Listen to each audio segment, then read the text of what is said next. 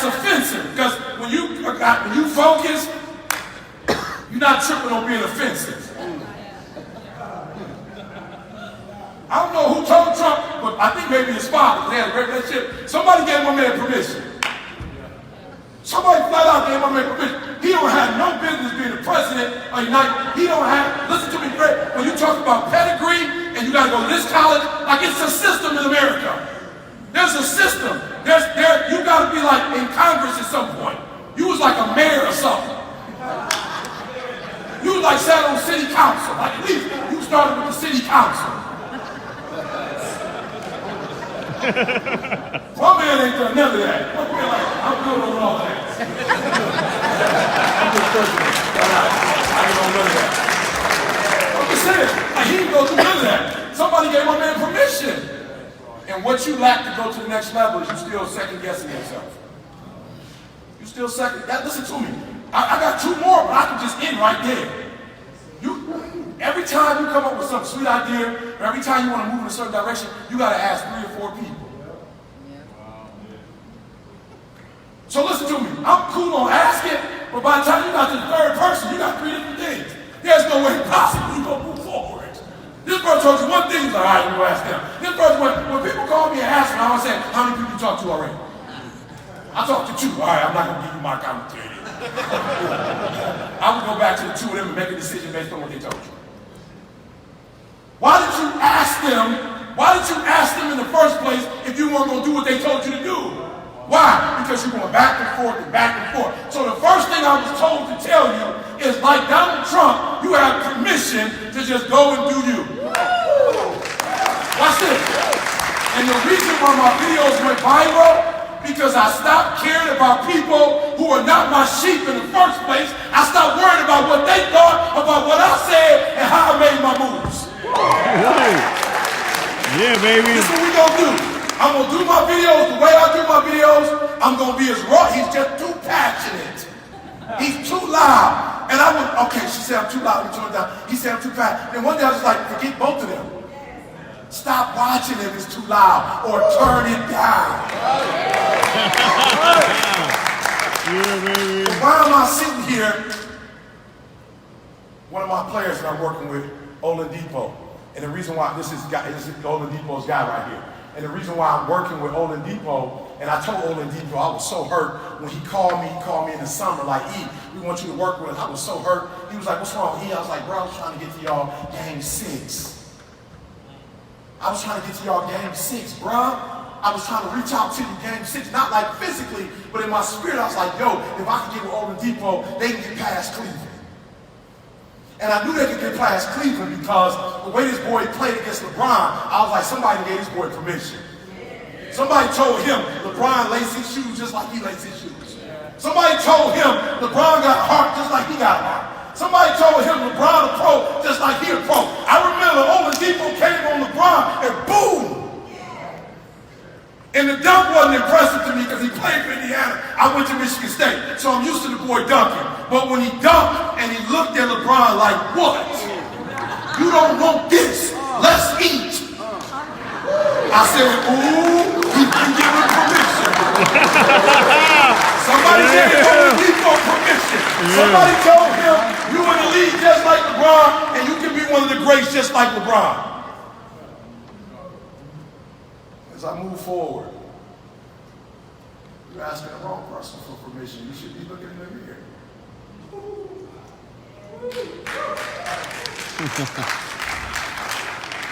So I want to help you right now. You're in the room, and that's you.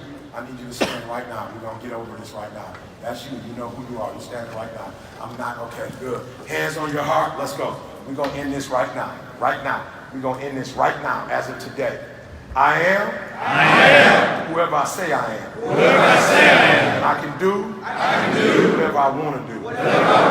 Again, I am whoever I say I am. I am whoever I say I am. And I can do whatever I say I can do. I don't need their permission. I don't need their permission. I just need my own. And as of today, I will never ask for another man's of my dream. Come on.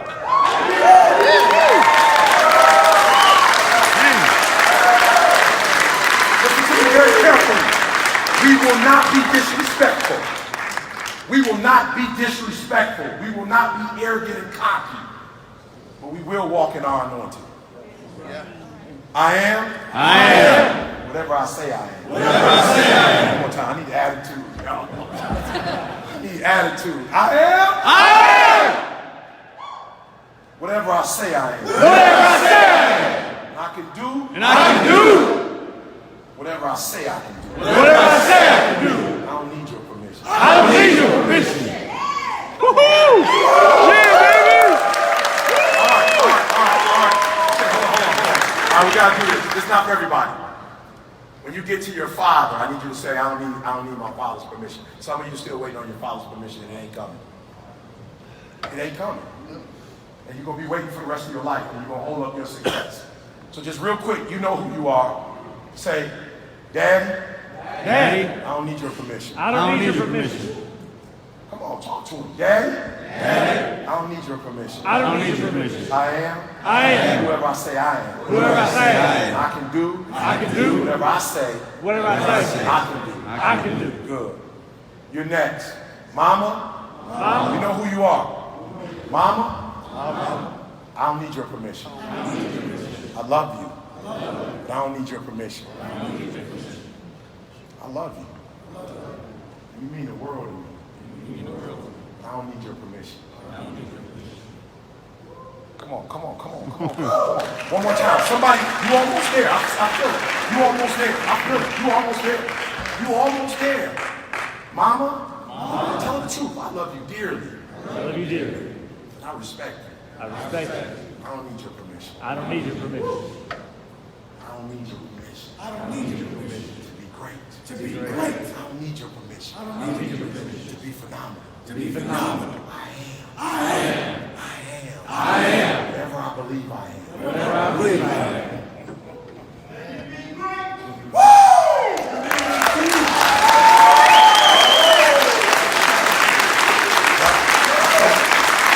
Come on, 1, 2, 3. 1, 2, 3. 1, 2, 3. 1, 2, 3. Therefore it is. 1, 2, 3. 1, 2, 3. Therefore it is. Energy.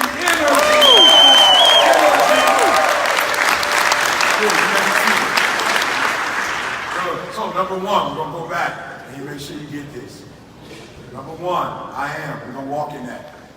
I am. I'm showing you a private example right here. I'm showing you an example of somebody that I didn't come from. My parents nobody had to hook up. We don't have a network in my family. Didn't finish school. Lived in abandoned buildings, ate out of trash cans. I'm showing you an example that you can be number one in the world if you're willing to believe you can be number one. Listen to me very closely. You don't have to do anything first. The first thing you have to do is just believe. And if you just believe, then it's going to happen. Are you with me? Come on, are you with me? Yeah! Number two, guys, we don't need nobody's permission anymore. We don't need their permission anymore. We are locked and loaded. We don't need their permission anymore. Greatness is in you and nobody has to tell you. All you have to do is embrace it and you're going to go to the next level. Am I clear? Yes. Now, what happens after that? Because once you realize who you are, you begin to realize what you need to do. So listen to me very closely, guys. I woke up one day and I had to, I need you to get something to write out right now. Get something, I want you to write this down. Okay. So I had to do something crazy. And I had to go find a goal that was bigger than something that I could think of. Right? This is what I need y'all to do for me. I promise you, everything I love, I started looking around at what I looked at and what I fell in love with. And when I looked at what I fell in love with, I looked at Dr. Martin Luther King. I was like, yup, much respect. Mother Teresa. I was like, I got much respect for Mother Teresa. I got so much respect. I went to Catholic school. I got so much respect for Mother Teresa because on the pecking order, Mother Teresa's not supposed to be that big. On the pecking order, you know anything about Catholicism? On the pecking order, Mother Teresa's a nun. She's not an archbishop. How did you become, listen to me, Mother Teresa's so boss. She's just a boss. Mother Teresa is such a boss that she's dead, she's been dead, and every year on People, most 100 influential people, she's still on the magazine. She dead. You can't find 100 living people to put up there. You got millions of people on the earth. You can't find 100 people that's alive to get on this magazine. Like she keep making it and going up like number 10. Number 12. What in the world? How she keep going up and down? Like, why isn't she like 100? She dead. But she walked into her I am. She walked into her greatness. And one day she set a goal that couldn't be accomplished. And the reason that most of you are not where you're supposed to be, because every single goal you created for yourself is something you can accomplish. It's something you can think of. It's something in your own power you can do. So when you leave this place, I need you to go back, and I just need you to make up something. I made up something. I made up something. I said the Nobel Prize. I made up something. And when I said the Nobel Prize, what happened was, as I began to speak it, people started sending me books on people who won the Nobel Prize. And they started inviting me to conferences, Nobel Prize conferences. I didn't even know it existed. And Nobel Prize luncheons. Somebody said to me at an event, E.T., you want to win a Nobel Prize? I said, yes. They said, in order to win a Nobel Prize, you have to disrupt something. Go back home and tell us what you're going to disrupt. Woo! I just put it out there. I didn't know. I've had nobody in my family that ever did it before. I just put it out there. Lo más importante, el mundo, es la familia y el amor. I just put it out there. I'm going to learn Spanish.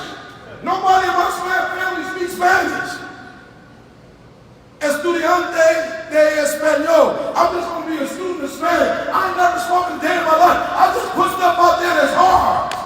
I can't speak English good, so I'm like, I should probably try to focus on English first. But I just said, E, how you live in the world? How you live in America? And you limit it to just your own, you limit to speaking to English people. How in the world, E? So I just started putting stuff out that was hard. That was impossible. And I just started waking up every day. Help me eat. Todo lo puedo en Cristo. Que me fortalece. I just started. I'm like, okay, I'm just going to start. I can do it. Todo lo puedo en Cristo. My wife was like, you don't speak Spanish? I said, yeah, give me 3-4 years. And come back and say that again. I'm going to be preaching in Spanish. I'm going to be doing my motivational presentations in Spanish. Your problem is all you think about is yourself. That's all you think about is the house you can live in. That's all you think about is the house you can live in, the car you can drive, the bank account you can acquire, the portfolio you can get. I dare you.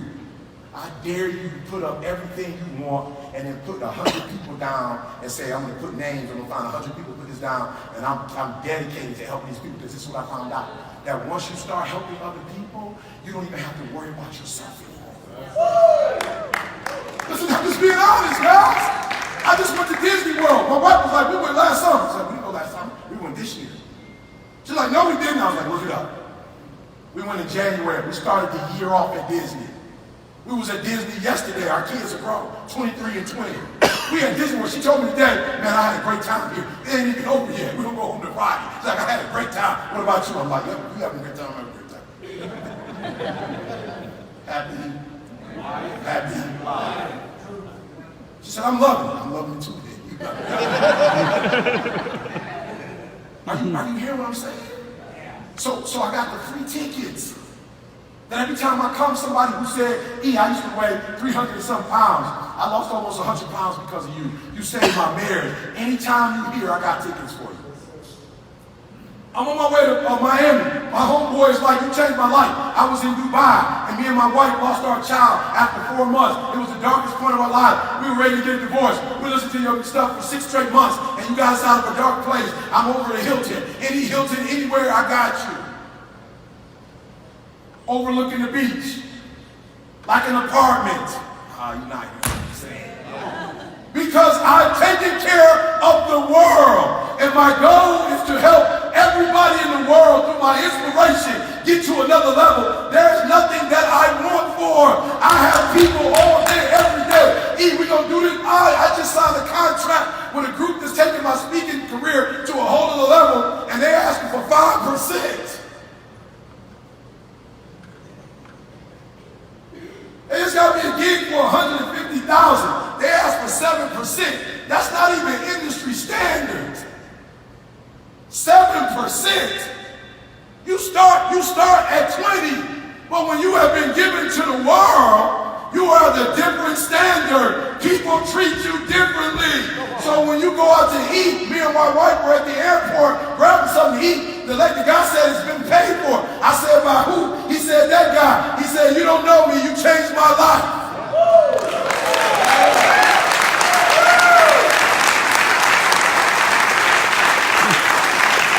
What I'm trying to tell you is, once you get over self, you get over you. And you treat this like a real democracy, and you show 5 to 10 other people how to run a car here. And you know the problem, some of you scared because you think that if you give it out, it's not enough for everybody. Now you're scared. You're scared if you get that little bit away. But with the same measure that you give, it shall be given unto you. Press down, shaking together. Listen to me, guys. In terms of I bless the world, me and my wife are drinking out the saucer. We get a cup away. We don't even drink out the cup. It's so much in the saucer. We just eat out the saucer. We put all our money away. Somebody called me about my trust, and they were like, "What's your emergency fund?" I was like, "What does that mean exactly?" Your emergency fund. Like, okay, what do you mean when you say emergency fund? Like if you die, your house or whatever. I said, we don't have any bills. Our only bills are our tithe and offerings. We don't have no bills. And I live in a 2,300 square foot home. When you walk in, you can look from here to there, you can see the whole house. But why do I do it? Because I don't necessarily need to be in a 10,000 square foot home. This house is great for me and my wife. And guess what we get to do? Send kids to school. We got to get a church $200,000 so they can finish building the building. And so I'm excited that my house is small, but the house we build is big.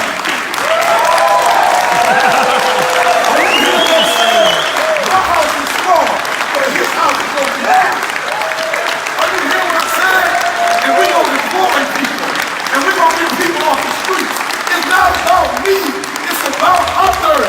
And I'm telling you today, when you forget about yourself and you start focusing on others, you're going to be big. Come on. So I want you to make a commitment right now as you're standing. I want you to make a commitment. Bro, you know who you are. I'm doing good, but I can tend to be a little selfish sometimes. I love my wife. I love my family. I just want to make sure my family is straight. And thank you, sir. Thank you for raising your hand. Thank you. Let's do that. Thank you. He's acknowledging it. Thank you. Thank you. I could use a little bit more selflessness, and I could use some of my wealth to help other families out. Come on. Where are you? Come on. I am. Philanthropist. I am. Come on, I am. I have enough wealth to share. Come on, I am wealthy. I am wealthy. I have enough to share. Come on, I am wealthy. I have enough to share. And still have a bunch. And still have a bunch. I am wealthy. I have enough to share. And still be okay. If you believe that, come on, give me some. Yeah, baby. All right, our last one, guys. This is critical. All right, I'm gonna try to do 2 in 1. This is critical. Triple double life. All right, when you leave, I need the triple double life. What I don't need is okay, because here's the challenge. There are some people who are afraid to be wealthy because of the wealthy. was scary. I remember I never got a degree because I never met anybody in my community who got a degree and came back. I never met anyone who got a degree, who got a master's, PhD, and came back to the neighborhood they were from and blessed the neighborhood they came from. I just didn't see it. So I was like, I can't get a degree. Why? Because it seemed like once you get a degree, you become a sellout. I remember when I used to think wealth, like if you're wealthy, that means that you'll do anything to make money. That means that you'll cheat, you'll steal. That means that you'll be an evil person. I used to look at people with money, like with a whole bunch of money, and think that if you had a whole bunch of money, you arrogant, you standoffish. That's what I used to think. And then one day, somebody said, don't be afraid. Like, become wealthy and become the example. And when I became wealthy, I realized that there were other people who were wealthy who had the same mindset that I had and who were trying to accomplish the same thing I was trying to accomplish. So I started realizing that a man with only money or a woman with only money, they broke. A man or a woman who only has money, you are broke. So I realized that those of us who have the distinct privilege of living the American dream, we must be an example. We must be an example to the world that you want this life, that you have to have this life, and that when you get this life is not going to make you want to commit suicide. This life, I used to think that if you was wealthy, you couldn't have a good marriage. Because I used to see people who are successful on like 5, 6, 7 marriages. I used to think that you couldn't be wealthy and have a good relationship with your kids because you'd be at work all day and a nanny would be raising them. And I realized when I became wealthy that it became my duty to become an ambassador of wealth and show people that you can live the triple-double life. So maybe you're not into sports and you like, what's the triple-double? See, the triple-double is what makes you a Michael Jordan. See, Michael Jordan was different than Mike, because everybody talks about these other players and how they score. But Mike just didn't score. Mike's defense was just great as his offense was. And Mike's rebounding and Mike assists, right? So on every level, rebounding, assist, offense, defense, he was good at all that. And what we've got to show the world is you can make 7 figures, you can make 8 figures, and still do it all the way around. That you can have a wife that can't wait for you to come home. You can have a husband that can't wait for his wife to come home.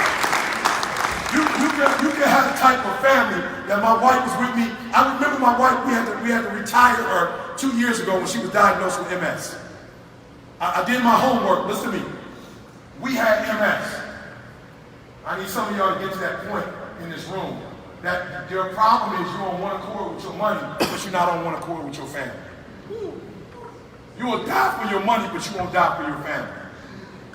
And I went vegan, and people like, eat what you got against meat. I don't got nothing against meat. I got everything for my wife, though. And if we can take something out that's going to help, then I'm going to try to do whatever it takes. Oh, you're not hearing me. I was studying like I had MS. I was studying like I had it. I was going to sleep. My wife was like, I'm like, sweetheart, it's time to take a nap. Middle of the day, 1:30, it's time to take a nap. I take a nap with her for about 40 minutes and try to sneak up out of there. And if she wake up, I go back. We got MS.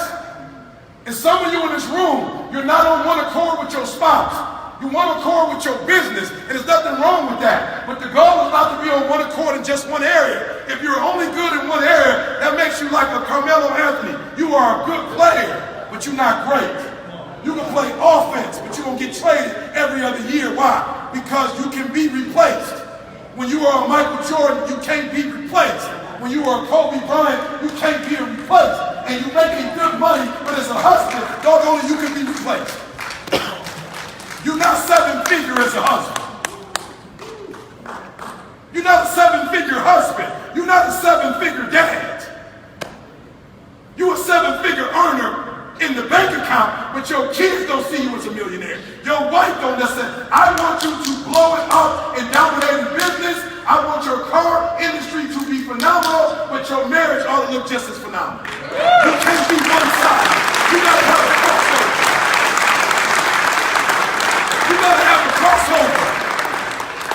have your wife saying, okay, Eric, again? You on the phone again? When you gonna get off the phone? That's a good problem to have. My wife could be like, stay on the phone, please. I don't want to talk to you. Go out of town, please go. My wife like, we shopping. Put your phone down. Be with me. I love my wife too. You're here, but you're not here. You're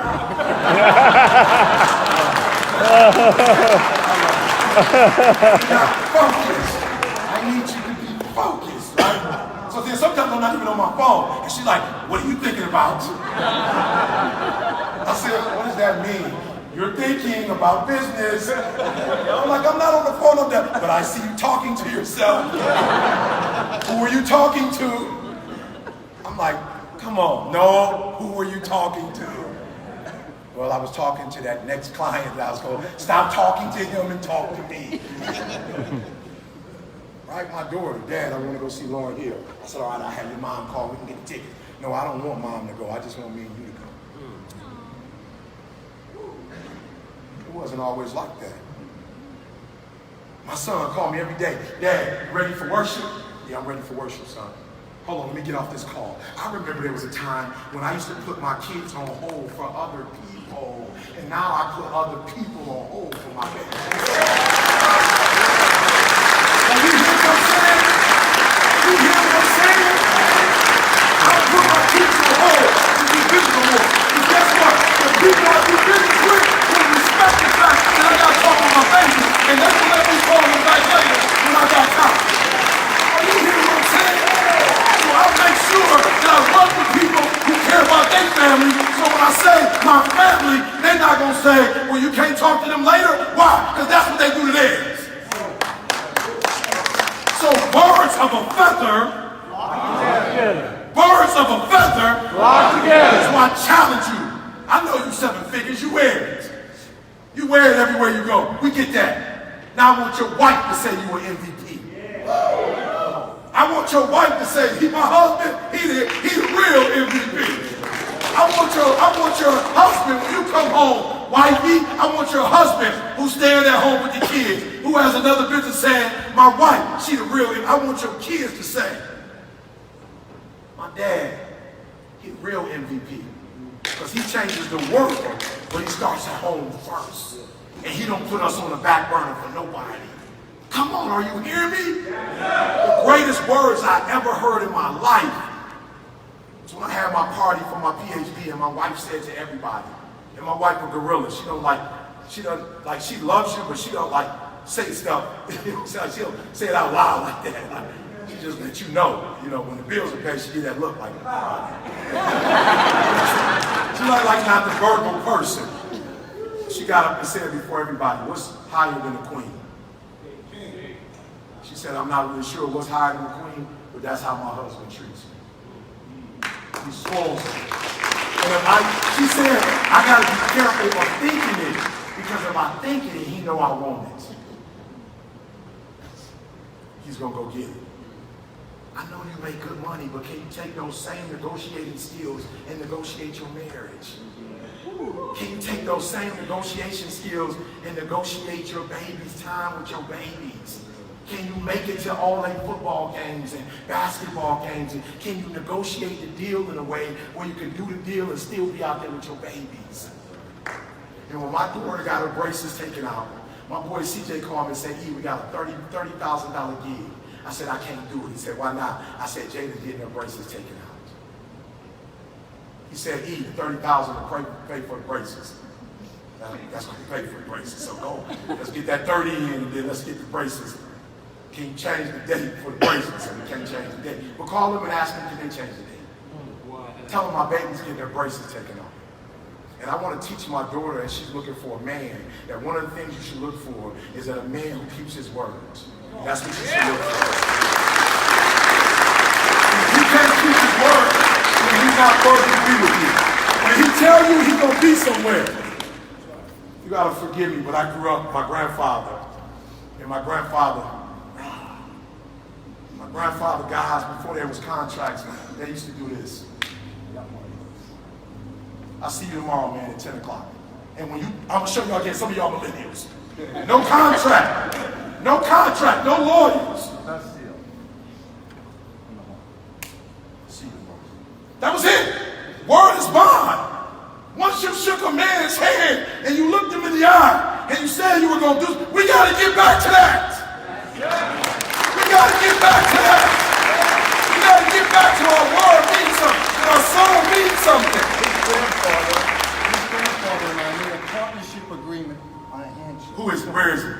Julian, Julie, where are you? Right there. What's your grandfather's name? Paul Singer. Made a deal on a handshake, changed my life. I never had to think about it because it was done. His word is worth more than anybody else's contract. And that's what I want my daughter to say. That my daddy's word was more important than anything in the world. And he missed $30,000 to be here with me because he said he was going to be here. All right, we gotta go. We gotta go. We gotta go. Listen to this closely. Listen to this closely. Write it down if you can. I'll get it sent to you guys. This is a book that I've been reading. It's my final thing. In the Resilient Leadership Framework, introduces leaders to a new way of seeing, thinking, and leading. That's why we're here. We're not here just to get pumped up, fired up, motivated. We're here to see different, think different, and lead different. Resilient Leadership Framework introduces leaders to a new way of seeing, thinking, and leading that helps leaders navigate the hidden dynamics of organizations more effectively and addresses the emotional systems that lies beneath the surface of individuals and organizations. Resilient leadership enhances a leader's ability and allows him or her to lead with calm, with clarity, and conviction. Come on, one more time. Resilient leadership enhances a leader's ability to lead with calm, with clarity, and conviction. Say it with me. With calm, with clarity, with conviction. Again, with calm, with clarity, and conviction. Good, one more time. With calm, with clarity, and conviction. In the midst of escalating levels of anxiety provoked by today's increasing complexities and accelerating change, resilient leadership training strives to motivate and further instill the number one capacity any leader or successful person must have, which is resiliency. The ability to bounce back in the face of every challenge, every opposition, every failure, and every setback. The key is to never, ever, ever give up. The key is to never, ever, ever, ever, never, ever, ever, ever give up. No matter how many times you get knocked down, no matter how many times it seems bleak, no matter how dark it is, the goal is to bounce back every single time, every single opposition, every single challenge, every single failure, every single setback, no matter how painful, no matter how hard, no matter how I fall, I will bounce back. Why? 1, 2, 3. I will bounce back. Why? Because I am. I will bounce back. Why? Because I am. 1, 2, 3. I am. 1, 2, 3. I am. 1, 2, 3. I am. 1, 2, 3. I am. Therefore it is. Therefore it is. Therefore it is. Therefore it is. I am. I am. I am. Therefore it is. Therefore it is. It's your boy E.T. said, make the rest of your life the best of your life.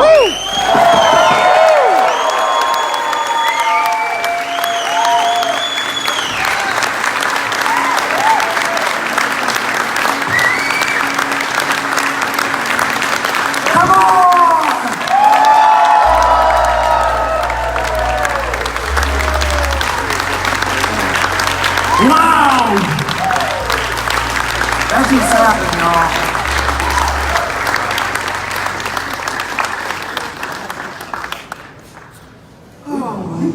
We pulled this thing off, man.